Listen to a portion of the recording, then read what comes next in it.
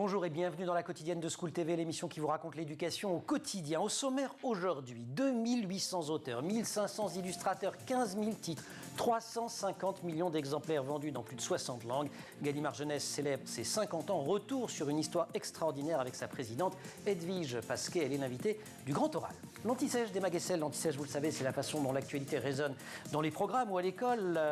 L'anti-sèche d'aujourd'hui se repose sur une actu anniversaire, l'anniversaire de la naissance de Pasteur. Il fait d'ailleurs la une du magazine Cosinus. Les programmes seront ceux de science. L'heure de la récré, toujours avec Emma, spécial Noël en ce mois de décembre. Et clin d'œil à Harry Potter, la star de Gallimard Jeunesse, puisque Emma va nous parler de la magie de Noël. Et puis enfin, dans le cours particulier de Marie-Olivier, on parlera là encore lecture, mais lecture pour tous avec l'association Lire c'est partir, la quotidienne de School TV. C'est maintenant Grand Oral. Je vous parle d'un temps que les moins de 50 ans ne peuvent pas connaître. Les enfants, en ce temps-là, les auteurs jeunesse ne lisaient pas. Quelques classiques peut-être, mais les grandes séries n'avaient pas encore de nid et les livres ne payaient pas de mine. Et c'est là qu'un héron et un marchand se sont connus, qui criaient famine, et Gallimard Jeunesse est advenu. Edwige Pasquet, bonjour. Bonjour. J'ai fait des efforts. Merci de m'accueillir. Oh, ça, je remarque, oui. Pas mal quand même. Hein bon. Je vais essayer de je me suis dit que pour... que... non, vous plaisantez. Je me suis dit que pour l'anniversaire d'une grande maison, oui. il fallait essayer d'écrire un tout petit peu, même si c'est du pastiche.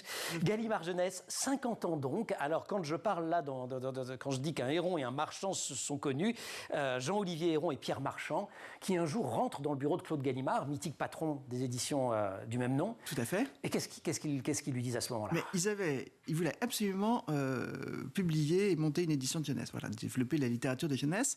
En fait, ils ont convaincu Claude Gallimard sur deux arguments. Le premier, qui était de mettre à la disposition des jeunes les titres du catalogue Gallimard, du fonds Gallimard. Vous aviez de très grands auteurs.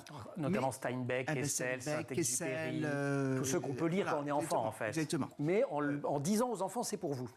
Parce qu'ils ont voulu faire une présentation très soignée pour les jeunes. C'est ça. En prenant, à l'époque, les plus grands illustrateurs de la publicité, qui justement, parce que l'illustration séduit. Si vous voulez, c'est le premier élément de séduction. Il y avait des très grands noms, les Massin, il y avait... Massin était le directeur artistique, ça, était le premier en fait à rencontrer Pierre Marchand et Jean-Olivier Héron, et c'est Massin qui les a présentés à Claude Gallimard. Une histoire de grand premier objectif. A pris cette décision. Ouais. Alors, ça, c'était la première chose, si vous voulez, mettre la littérature à la portée des jeunes. Et la deuxième chose était de créer une grande encyclopédie familiale documentaire. Voilà. Et ça va donner les découvertes. Absolument. Quelques années plus tard, un développement inouï dans le domaine des documentaires. Tout à fait. Et vous-même, vous êtes dans l'aventure quasiment depuis le début de 1976. Moi, je suis un dinosaure. Vous arrivez, mais pas du tout. Vous êtes arrivé à l'âge de 3 ans. J'ai grandi avec Gallimard. Je continue d'ailleurs parce que c'est ça qui est passionnant, si vous voulez, c'est que notre métier évolue. Attendez, parce que quand même, la façon dont on entre chez Gallimard Jeunesse, c'est assez rigolote. Alors, le recrutement était faire de la voile parce que lui-même était un voileux. Vous-même, vous aviez créé un jardin d'enfants à Trinité et Tobago. Absolument. Et c'était un des critères pour que je sois sélectionné. Enfin, sélectionné, il n'y avait pas de sélection à l'époque. Mais en fait, j'ai parlé anglais. Et j'avais cette expérience avec les enfants. Parce que Trinidad et Tobago, c'est un pays de langue anglaise. Et absolument. Et puis j'avais monté un jardin d'enfants là-bas. Donc c'était les deux éléments qui m'ont permis d'aller un peu plus loin. Voilà. Mais alors, vous évoquiez cette notion de tout à l'heure. Vous me disiez, tiens, j'ai rencontré un tel, c'était sur une plage. Moi, c'était on m'a fait passer dans un café, j'ai une tête qui leur sent venue et on m'a fait monter, voilà. À l'époque, on rentrait comme ça et ça va donner une histoire totalement mythique. Qu'est-ce que lisaient les enfants avant? Alors, on va y venir tout à l'heure, mais Gallimard Jeunesse, il n'y a pas que Gallimard Jeunesse dans ces années-là. C'est le moment où Bayard Presse, j'allais dire, invente la presse jeunesse avec Ocadi, Pomme d'Api, etc. L'école des loisirs naît à peu près au même moment, il y a une effervescence. Exactement. Mais ce qui s'est passé, il ne faut pas oublier que 68 était quelques années avant. Voilà. Et 68... parmi les changements majeurs, vous avez aussi eu Françoise Dolto, et qui a mis en évidence la reconnaissance de l'enfant. Donc ça a fait un petit peu son chemin. Et effectivement, 72, c'est une époque, dans les premières années 70, c'est une époque où vous avez de nombreuses maisons d'édition, maisons de presse, Bayard, tous les journaux pour enfants. Vous avez aussi de nombreuses associations qui ont commencé à mettre en valeur l'importance des livres pour enfants et l'importance de la littérature de jeunesse. Vous avez, donc tout cet ensemble, une effervescence assez extraordinaire, très particulière, et effectivement qui a donné ces développements qu'on connaît aujourd'hui. Que lisaient les enfants avant? Alors écoutez, on ne doit pas dire qu'il n'y avait pas d'auteur, si vous voulez, parce que bien entendu, vous aviez Jules Verne, vous aviez fait certaines choses, vous aviez le Père Castor, vous aviez un certain nombre de choses. Ségur. Voilà, mais il n'y a en aucun cas la variété qu'il y a aujourd'hui. Et surtout, ce qui se passait, si vous voulez, c'est que vous aviez des livres pour enfants et des livres pour adultes. C'est ça. Et que vous n'aviez pas de passage entre les deux.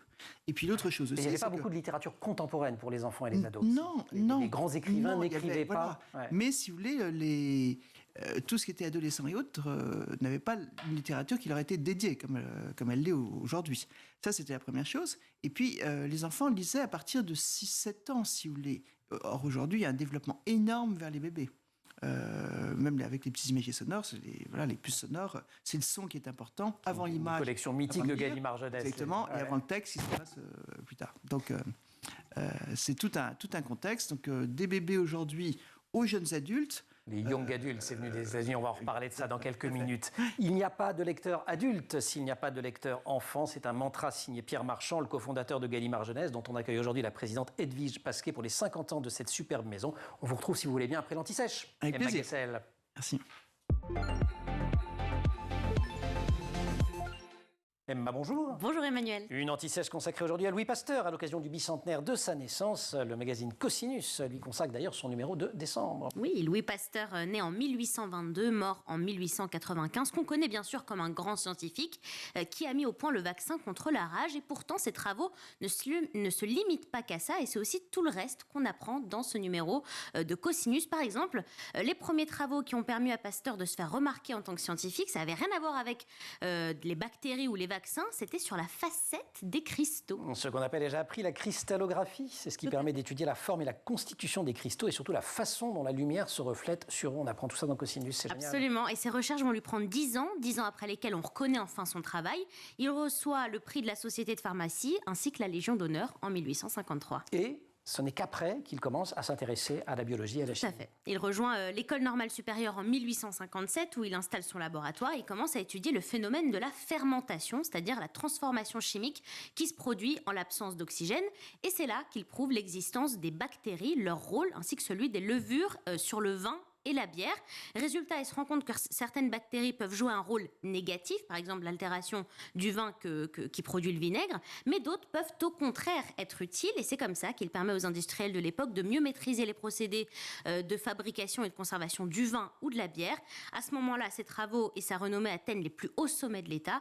Il intègre l'Académie des sciences en 1862. Pasteur qui a entre autres donné un mot à la langue française, le terme de pasteurisation. Bah oui. On aurait dû les pasteuriser par exemple. Tout à fait. Alors je dois être très limitée, mais sur ce coup-là, je n'avais pas la référence. Je ne savais pas que ça venait de Pasteur, et pourtant c'est bien à Pasteur qu'on doit cette invention, même si elle avait déjà été développée un peu avant par un autre inventeur français, Nicolas Appert. Pasteur, ce qu'il découvre en fait, c'est que lorsqu'on chauffe un liquide, à partir de 55 degrés, les bactéries et les microbes qui sont présents dedans sont détruits. Et encore aujourd'hui, on utilise bien sûr la pasteurisation pour certains vins, la bière, le cidre et, vous l'avez dit, le lait. Évidemment, on connaît Pasteur également parce qu'il a permis à la France de faire d'immenses pas sur les règles d'hygiène qui, aujourd'hui, nous paraissent tout à fait évidentes, mais qui n'étaient pas à l'époque. Tout à fait. Avant Pasteur, on ne savait pas que les microbes pouvaient être néfastes et se transmettre, notamment par l'air. On ne stérilise pas les instruments des médecins, on ne portait pas de gants, on ne prenait pas le temps de se laver les mains systématiquement. Et ça, c'est l'un des premiers Pasteur à alerter là-dessus. On y vient, Pasteur, on le connaît surtout pour son apport considérable autour de la vaccination contre la rage. Oui. Moi, si vous m'aviez demandé, c'est le premier truc que j'aurais cité. Bah voilà. Oui, même si c'est pas lui, encore une fois, qui a inventé le vaccin. On dit beaucoup que c'est lui, mais c'est un médecin anglais bien avant la naissance de Pasteur. Mais c'est quand même à Pasteur qui en saisit toute la complexité et les techniques. En fait, il développe le principe de l'immunisation en faisant des expériences sur les animaux atteints de la rage. Le principe, on le connaît. Lorsqu'on met un animal au contact d'une version atténuée d'un microbe, on se rend compte que son organisme arrive à lutter petit à petit contre le microbe.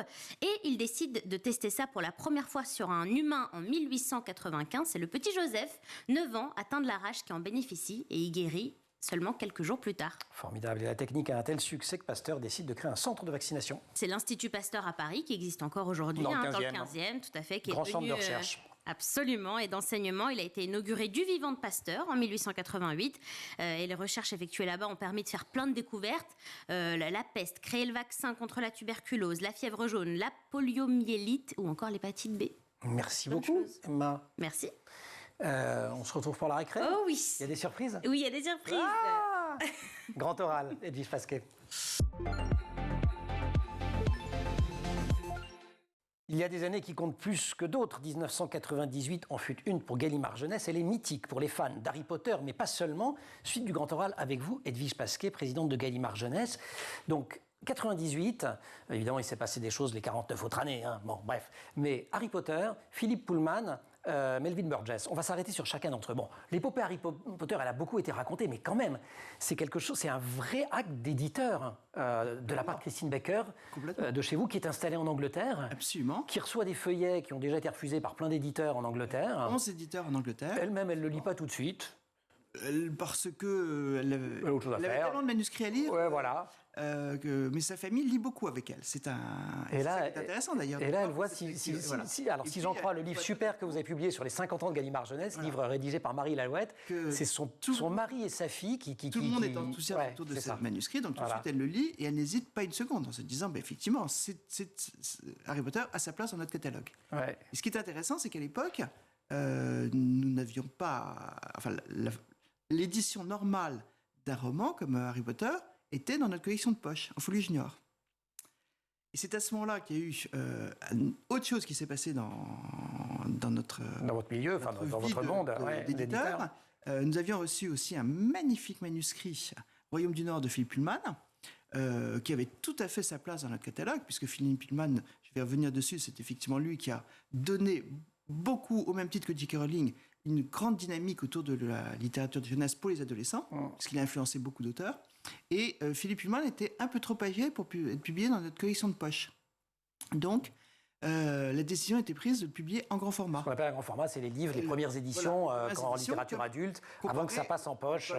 C'est ça. Et là, c'était la première fois qu'il y avait un titre, un grand format dans la littérature de jeunesse. Ça n'a pas été une exception. Aujourd'hui, il y a 2500 titres qui sont publiés chaque année. Et qui sortent en grand format en premier. Mais ce qu'il y avait de très extraordinaire, si vous voulez, c'est le talent de ces deux auteurs. Ouais. Et avec l'habitude, on va parler aussi... on va venir sur Burgess. Voilà, mais juste avant, quand même, un point, avec que ce soit Harry Potter ou Pullman, ce sont des séries. Et ça, c'est c'est structurant dans la littérature jeunesse. Les enfants et les ados, les séries, ils adorent. C'est-à-dire, quand ils s'attachent à un personnage ou à un univers, là, vous pouvez leur en faire... Avec une originalité supplémentaire de la part de J.K. Rowling, c'est que Harry Potter vieillissait d'une année sur l'autre. Oui, tout à fait. C'est là où elle s'est renouvelée chaque année avec les mêmes personnages, mais quand même, il fallait... Et la première génération de lecteurs et de lectrices vieillissait avec. Mais moi, ce qui me frappe beaucoup, alors, c'est l'immense talent de ces auteurs, on va en parler pendant longtemps, mais c'est surtout l'impact de ces ouvrages aussi aujourd'hui, et je crois qu'ils symbolisent très bien, au même titre que le troisième que vous avez évoqué. Melvin Burgess, Junk, donc Melvin Burgess, auteur anglais. Exactement. Junk, j'allais dire le titre dit tout, c'est un roman extrêmement âpre, remarquablement bien écrit et traduit. En tout cas, moi je n'ai lu que la traduction, mais si la version originale est aussi belle, c'est très fort. Et ça parle de drogue, etc. avec un Burgess qui dit, de toute façon, je le cite, je pense qu'il est préférable que les jeunes n'entendent pas parler de drogue pour la première fois le jour où quelqu'un essaiera de leur en vendre. Voilà. Et ça ne fait pas des débats chez vous depuis évidemment. Et c'est là aussi ce que je voulais évoquer, c'est que ces trois ouvrages montrent à quel point le livre est une éponge de l'évolution des sociétés. Et aussi peut influencer sur la société. Donc effectivement, nous arrivions à une époque où la drogue commençait à prendre une dimension assez importante. Et Burgess est un auteur de littérature. Donc ce sujet nous touchait, mais en même temps, il était abordé de manière littéraire. Et c'est vrai que Burgess a dit, si je ne publie pas des ouvrages dont les sujets touchent directement les jeunes, eh bien, ils ne liront pas. Ils les liront pas. Donc, voilà, nous publions Junk. Et dans les grandes... Oui, pardon. Et la suite, ça a été Pullman et J.K. Rowling qui ont aussi influencé, alors on se dit beaucoup la lecture, mais qui ont influencé l'écriture. Et vous avez beaucoup de fanfictions qui ont été faites, et puis beaucoup d'auteurs de littérature de jeunesse qui se sont inspirés. Alors, quand je dis littérature jeunesse, je devrais dire de littérature, en fait, parce que pour moi, la littérature jeunesse, c'est définitivement... C'est de la littérature. La littérature, tout à fait. Je pourrais vous citer Christelle Dabos, Timothée de Fontbelle... qu'on a invité, on aime bien vos auteurs, et effectivement, la plupart publient... Absolument. Qui parlent de l'influence que ces deux auteurs ont eue sur eux. Et ce que tout ça raconte, on l'a mentionné pendant la première partie de l'entretien par rapport à 72 et à la naissance, donc on a stretché le public, c'est-à-dire que mes premiers imagiers sonores, etc., on commence à 18 mois, ou etc., à manipuler même tout petit avant dans le bain, ou etc., des objets qui déjà vont faire rentrer dans l'univers du livre, et avec le young adulte, Expression venue du marketing anglo-saxon, mais bref, on va étirer. Voilà, et je dirais même, nous adressons à des adultes qui ont gardé leur âme d'enfant, parce que si vous prenez Harry Potter, par exemple, en Angleterre, vous aviez 2 couvertures, une jeunesse et une adulte, et il y a eu 30% de l'édition adulte qui s'est vendue à des adultes. Donc on voit la lecture intergénérationnelle. Ça aussi, c'était quelque chose de Ça, c'est une nouveauté. Ça, c'était très 1998, c'est aussi la dernière année avec Pierre Marchand à Gallimard Jeunesse, puisque l'année suivante, il s'en va. La suite s'est écrite sans lui. On va parler, si vous voulez bien, du futur de Gallimard Jeunesse dans quelques instants. Mais là, c'est l'heure de la récré. Nous, on fait des récrés. Très bien. Parfait. Une surprise? Ouais, Emma Guessel. Je peux quand même vous dire ce qu'on a prévu de dire, ou c'est une surprise entière? Allez-y. Bon, d'accord. Emma, heure de la récré spéciale Noël en ce mois de décembre. Aujourd'hui, vous allez nous parler de la magie de Noël et surtout, comment l'entretenir. Mais oui, alors la première chose à faire, c'est simplissime. Vous branchez sur School TV, nous sur la quotidienne. Logique. On est à fond depuis 15 jours sur Noël, donc déjà, première chose. Surtout vous. Surtout moi, mais c'est pas grave, c'est un embarquer. détail. Ensuite, il y a les tout petits, bien sûr, qui croient au Père Noël, enfin qui croient au Père Noël. Tout le monde croit au Père Noël et c'est bien normal puisque personne n'oserait mettre en doute son existence. Moi, je le vois chaque année, je sais qu'il existe. Après, bon, dans les faits, peut-être que c'est vrai. Ce qui est vrai, c'est qu'il n'a pas le temps de passer dans toutes les maisons de toutes les villes de tous les pays du monde. Mais pour l'illusion, ce papa a eu une idée parfaite. Regardez.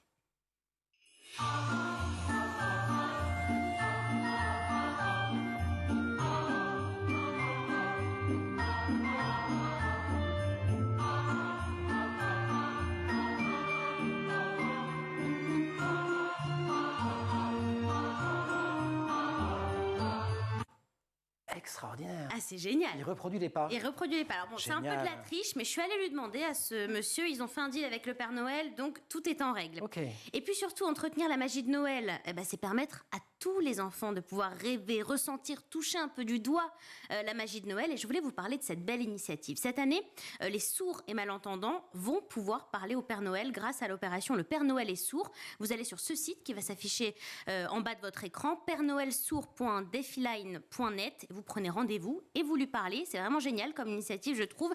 Et c'est encore possible jusqu'à la fin de la semaine, donc n'hésitez pas. Et puis, vous savez, Emmanuel, que j'entretiens des liens très étroits avec le Père Noël, parce qu'il voit à quel point je fais honneur dans cette chronique depuis début décembre. Donc, je lui ai demandé de nous faire une petite vidéo. Regardez. Je crains le pire. Bonjour Emmanuel et bonjour à toute l'équipe de la quotidienne. Je suis très touché de la manière dont Emma m'aide à entretenir la magie de Noël. Elle mérite d'avoir tous les cadeaux de sa liste au Père Noël. À très vite. Waouh. Voilà. Donc je mérite d'avoir tous les cadeaux de ma liste au Père Noël. Vous voyez, le Père Noël m'a remercié. Donc Théodore. Voilà. C'est le running gag. Théodore, c'est le chien dont rêve Emma. C'est le chien dont je rêve. Voilà. Parfois, il vient avec des peluches qui font... Voilà, donc le Père Noël vous salue. Il a dit qu'il regardait la quotidienne tous les jours. Alors en fait, ça marche. C'est à l'initiative de Bouygues. Oui, c'est ça. On a fait de la pub là quand même. Non, mais il y a c'est génial. En fait, vous lui écrivez un petit texte. Et il le dit. C'est génial. Vous pouvez essayer chez vous, c'est fantastique. Ça fait rire toute ma famille depuis hier. Je suis en folie. Bon, ça va donner des idées à Orange et à Free pour la prochaine fois. Voilà. Merci beaucoup, Emma. Edwige Pasquet, Grand Oral. La quotidienne de School TV qui fête aujourd'hui les 50 ans de Gallimard Jeunesse avec sa présidente Edwige Pasquet. À quoi vont ressembler les prochaines années? Comment le livre Jeunesse vit la révolution numérique? On va essayer de lire dans la boule de cristal. Aujourd'hui, les images sont partout. Absolument. Alors, j'allais dire, en même temps, vous avez construit, vous le disiez d'ailleurs, ce qui a défini au fond Gallimard Jeunesse dès le début, c'était l'idée du rapport à l'image. Mais comment vous faites, entre autres, mais ça a été un des premiers actes. Ça, c'est fondamental. Vos encyclopédies découvertes Gallimard, elles s'étaient réputées mondialement pour la qualité de l'infographie, de l'image, de la mise en page, et les couvertures des ouvrages, y compris les grands classiques, les Kessel et autres, étaient faits pour parler aux jeunes. Et donc aujourd'hui, comment vous vivez cette compète infernale avec le monde de l'image? Écoutez, ça reste, c'est très clair. C'est vrai que notre métier a beaucoup évolué avec tout le développement actuel et que nous sommes devenus aujourd'hui un éditeur multimédia, multisupport, multiplateforme. Alors, comment est-ce que ça se traduit? Si vous voulez, d'une part, notre ADN depuis l'origine, il existe, il est toujours là. Et il nous servira. Je pense nous devons rester fidèles à cet ADN qui est l'exigence dans les textes, l'équilibre entre les qualités, les textes du fond, les textes de patrimoniaux, et au contraire la création, les jeunes auteurs, les jeunes illustrateurs. L'illustration qui est de séduire, Ça, c'est très important, qui est la séduction avec le livre, et puis aussi l'innovation et la perpétuelle création en permanence. Donc effectivement, ça nous amène à réfléchir sur nos ouvrages, et puis nous pouvons avoir des développements audiovisuels d'un côté, nous pouvons avoir le papier, bien entendu, ou le numérique, les e-books. Et puis, nous avons toute la partie audio qui est en train d'évoluer vers l'audio numérique. Parce que j'ai quand même découvert que la musique, les titres musique ou les images sonores, c'était 75% du chiffre d'affaires international de Gallimard Jeunesse. Donc c'est... Alors, international, tout à fait. International, ouais. Tout à fait. Ce qui est quand même considérable oui, parce que et remarquable à un moment où la musique est gratuite, je l'écoute comme je veux. Voilà. Mais là, il y a un travail d'édition, c'est ça l'histoire. La raison, effectivement, c'était une innovation qui était de créer des puces sur lesquelles le bébé, puisque maintenant c'est descendu plus jeune, à l'origine, quand nous l'avions lancé, nous pensions que c'est pour les enfants de 2 ans. Et en réalité, les bébés se sont appropriés, ils appuient sur une puce et ils écoutent un son. Alors pour nous, évidemment, la qualité est là, un son qui est enregistré dans des studios, un son qui peut être créé, reproduit. Et effectivement, non seulement ça s'adresse avec des titres musique, mais aussi beaucoup avec l'audio, les textes mêmes qui sont lus, et qui sont lus par les plus grands comédiens ou par les plus grands acteurs. Voilà. Edwige, qu'est-ce qui a le plus changé entre 1976, le moment où vous entrez à l'âge de 3 ans chez Gallimard Jeunesse, et aujourd'hui? C'est notre métier, si vous voulez. Effectivement, l'arrivée de l'informatique, d'une part, dans le pré-presse, bien entendu, mais surtout... Ce qu'on appelle le pré-presse pour les non-spécialistes, c'est la préparation, c'est le passage du manuscrit tel qu'il vous arrive au livre, tout le travail intermédiaire. Oui, tout à fait. Voilà. Mais surtout, le plus important, si vous voulez, c'est notre relation avec nos lecteurs. Puisque, à l'origine, nous n'avions... des relations qu'à travers nos prescripteurs, les libraires, bien entendu, qui restent pour nous fondamentaux, à travers les enseignants, à travers vous, les journalistes. Et maintenant, avec les réseaux sociaux, nous pouvons nous adresser directement à notre public. Nous avons commencé à utiliser les réseaux sociaux pour aller toucher les jeunes, mais maintenant, ça s'est beaucoup élargi, puisque les jeunes sont devenus parents, et que c'est un moyen de nous adresser à eux et de nous informer aussi. Il y a des mines d'informations.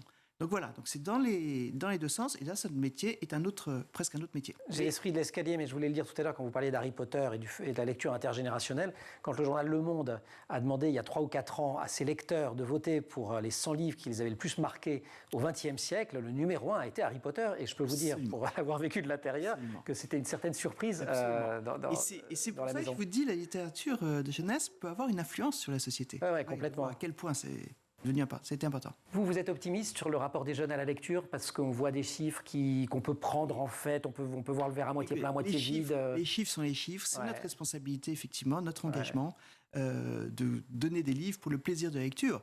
Mais les jeunes et les moins jeunes auront toujours besoin d'histoire et auront toujours besoin de livres, que ce soit effectivement pour s'informer, pour le plaisir de la lecture, pour s'identifier, pour devenir adulte de demain pour les plus jeunes. Et puis, pour nous, il est très important de défendre la liberté de penser, la liberté de créer. Donc, tout ça, c'est notre responsabilité d'éditeur. Il y a toujours besoin d'histoire. Alors, quels seront les livres ? Qui avait imaginé la Covid ? Qui avait imaginé, malheureusement, la guerre en Ukraine ? C'est toujours très difficile. Les écrivains, voilà. Souvent. Mais il faut garder, effectivement, nos valeurs et conserver ces valeurs et imaginer le futur avec ces valeurs. Et vous continuez à lire 6000 manuscrits par an ? Vous en sortez 420 ? Timothée de Fombelle, on l'avait reçu. Son premier manuscrit est arrivé par la poste. Tout à fait. Dingue. Donc c'est quand même... Vrai travail d'éditeur. C'est quand même ça, l'histoire de l'édition. Ça, la machine ne vous prendra pas, ça. Et c'est ce qui fait plaisir, effectivement, c'est la lecture d'un manuscrit. Alors, 6000... ça ne veut pas dire que les 5000 sont mauvais. Exactement. Ça veut dire qu'ils ne rentrent pas dans votre ligne éditoriale. Aujourd'hui, nous avons un réel souhait de diminuer notre nombre de publications parce qu'il y a une production qui est très, très importante. Bien sûr. Donc effectivement, si nous voulons travailler avec qualité du manuscrit à nos relations avec les libraires... Vous ne pouvez pas en publier 5000. Et à trouver de la confiance dans les lecteurs, nous ne pourrons pas en publier autant. Il faut que vous en laissiez un petit peu aux autres quand même. Edwige Pasquier, présidente de Gallimard Jeunesse, les 50 ans de Gallimard Jeunesse. Je resignale l'existence de ce très très beau livre, grand format, richement illustré, avec plein de textes absolument passionnants sur différents aspects de la fabrication du livre et qui ont été ces textes rédigés par Marie Lalouette. Vous restez avec nous, cours particulier Marie-Olivier maintenant. Avec plaisir. On va encore parler de lecture. Merci Emma. Merci. Et aujourd'hui, dans le cours particulier, on parle toujours de lecture. Marie, bonjour. Bonjour Emmanuel. Marie-Olivier, on parle de lecture pour tous avec l'association Lire, c'est partir. Oui, Lire, c'est partir, c'est une association qui a été créée aussi en 1998, grande année, par Vincent Saffra, avec un but, favoriser la lecture pour tous, en commençant par les enfants. Alors, comment a-t-il eu l'idée de créer Lire, c'est partir? Alors en fait, Vincent Saffra, c'est un amoureux des livres. Dans sa vie, il en a écrit, imprimé et même édité lui-même. Il fréquentait aussi le milieu de l'édition, les grands éditeurs et les grands imprimeurs, pourrait-on dire. Gallimard, quoi, en gros. Ça, et là, il a dressé un constat et il lui manquait un petit quelque chose. Oui, il lui manquait quelque chose. En fait, il se disait, parfois, il avait un peu peur que la vente des livres, ce soit juste la seule finalité. Et donc, il a vraiment du mal, il s'indignait même de concevoir que l'on détruise ou que l'on jette les invendus. Et ça le mettait vraiment hors de lui. C'est pourquoi il a décidé de se positionner en éditeur social pour créer un pont entre le marché de l'édition et la banlieue, qui a parfois du mal à accéder à la culture. Alors ce pont, comment le construit-il ? Bien, à la fin des années 90, donc, il se met à sauver les livres invendus du pilon. Il est soutenu par Le pilon, on va dire, c'est du jargon d'éditeur. Ça, c'est vraiment pour pilonner les livres, parce qu'on les détruit. Voilà. Et il était soutenu à l'époque par quelques éditeurs avant d'en embarquer un grand nombre d'entre eux dans la démarche. Et à l'époque, Vincent Saffra fait du porte-à-porte dans les quartiers avec ses invendus et il fait donc le bonheur de nombreux foyers. Il l'a fait par conviction, il ne gagnait pas grand-chose, j'imagine. Oui, non, complètement. C'était vraiment une passion presque. Durant les 3 premières années, il n'était absolument pas payé. Il pouvait à peine se rémunérer au SMIC, mais il était vraiment habité par sa démarche, convaincu que la lecture pouvait permettre de mieux vivre et de lutter contre la misère. Alors aujourd'hui, quelques années plus tard, il ne fait plus de porte-à-porte, mais il vend des livres, il les vend à très bas coût. Oui, les livres jeunesse sont vendus au prix unique de, tenez-vous bien, 80 centimes l'exemplaire pour parvenir à un prix aussi bas afin de démocratiser la lecture. Lire, c'est partir, c'est en fait une maison d'édition à part entière aujourd'hui. En fait, le prix couvre les charges de fabrication, les droits d'auteur et d'illustration, le personnel et les frais généraux, sans plus. Donc, pas de bénéfice ? Non, aucun. En fait, le but, c'est pas de faire du profit, mais c'est de faire lire un maximum d'enfants et d'arriver tout de même à l'équilibre financier pour pouvoir rééditer d'autres livres. L'association ne touche aucune subvention. Donc, il y a pas comment on trouve ces livres d'ailleurs? Donc, pas en librairie? Alors, pas du tout. Non, oui, voilà. Voilà. En fait, il n'y a pas d'intermédiaire. Donc, en fait, ce qui fait que cela fonctionne, c'est que le catalogue est très limité. Enfin, très limité, il y en a quand même environ 250 cette année, par exemple. C'est destiné à des enfants de tous les âges. Et il y a environ 3 millions de livres qui sont tirés chaque année par l'association, qui propose aussi des livres audio. Alors, où est-ce qu'on les trouve s'ils ne sont pas dans le commerce? Alors, on les trouve, en fait... toujours dans les banlieues? Dans les banlieues, mais pas que. Il a réalisé, par exemple, Vincent Saffra, qui avait aussi un manque dans les campagnes, par exemple, d'accès à la culture. Donc, tout le monde, en fait, peut bénéficier de ce dispositif. D'accord. Donc, au fond, c'est plus un dispositif. Les ventes sont ouvertes à tous, c'est ça? Oui, tout le monde peut y aller. Lire, c'est partir, en fait, à un réseau destiné aux professionnels de l'éducation, un réseau de dépôts en France métropolitaine, mais aussi en Guadeloupe, en Guyane ou à La Réunion et à Mayotte. Et il y a en plus des ventes itinérantes, c'est ça? C'est ça qui fait leur particularité. Et alors, ça peut vite être la razzia. Par exemple, lors d'une vente récente à l'approche des fêtes de Noël, l'association a écoulé 11 000 livres en une journée. Avec leur camion, Vincent Saffra et ses acolytes se rendent dans de nombreuses régions, en France et ailleurs. Les prochaines dates, si vous êtes intéressés, demain, mardi 13, à Beauvoisin ou Fouquier-les-Lances, mercredi 14, à Nancy, Creil ou Arras. Je suis très surpris parce que d'habitude, vous nous parlez toujours de sujets qui vont loin, à l'international. Oui. Il y a une petite touche quand même là. Une petite touche, effectivement. Ouais. Fidèle à ses valeurs, Lire, c'est partir accompagne une association en Guinée pour que les enfants qui vivent dans des rues ou dans des conditions précaires puissent avoir accès à la lecture. Donc, ils sont en partenariat avec un foyer là-bas. Cette initiative ressemble d'ailleurs fortement aux bibliothèques de rue d'Athée-des-Carmans dont on avait déjà parlé dans cette chronique, qui existent partout dans le monde et qui luttent pour une même cause, développer le plaisir de lire et combattre la pauvreté grâce à la culture. Merci Marie, belles initiatives. Magnifique. Tout ce qui fait lire. Et, voilà, et j'allais dire, pour les 50 ans de Gallimard Jeunesse, actuellement, nous avons une opération qui consiste à offrir des livres à Athée-des-Carmans. Voilà. Et ben voilà, comme quoi. Tout à fait. Nous partageons les mêmes convictions. Un mot de fin d'émission, Edwige, sur ces 50 ans de Gallimard Jeunesse. Vous avez confiance? C'est un message de confiance. Définitivement. Confiance sur l'avenir, confiance sur la lecture, confiance pour les enfants. Et je suis convaincu que nous préparerons les citoyens... Enfin, nous préparons. Pas que les citoyens, d'ailleurs. Non, oui, les citoyens, les familles, les parents, de demain. C'est passionnant. Merci. Voilà. Merci beaucoup. Et alors, vous l'avez dit, on aime beaucoup la littérature jeunesse en général ici. Vous avez d'ailleurs rendez-vous tous les vendredis avec Célie Luton pour la rubrique La Librairie de la Librairie des enfants à Paris dans le 17e qui vous donne ses conseils. Mais vous pouvez retrouver dans les archives de la quotidienne des entretiens, notamment avec Timothée de Fombelle, Isabelle Pandazopoulos, Paul Duboucher, Jean-Philippe Arouvignou. Tout ça dans les archives que de grands auteurs de chez vous. J'espère que j'en ai pas oublié. Je vais encore me faire des ennemis. Merci. En tout cas, voilà. Merci beaucoup. Voilà. Marie, merci. également. Et merci évidemment à toute l'équipe, au maquillage Laure Audemont, à Marine Plantec pour la préparation de l'émission qui aujourd'hui est assistée en régie par Roxane Sarfati, à Saïd Mamou pour le son, à Elisa Bernardo pour la réalisation. Vous restez sur School TV, vous nous retrouvez nous sur les réseaux sociaux, puis vous, même de temps en temps, vous arrêtez de faire tout ça et vous lisez un bon bouquin. L'un n'empêche pas l'autre. Hein.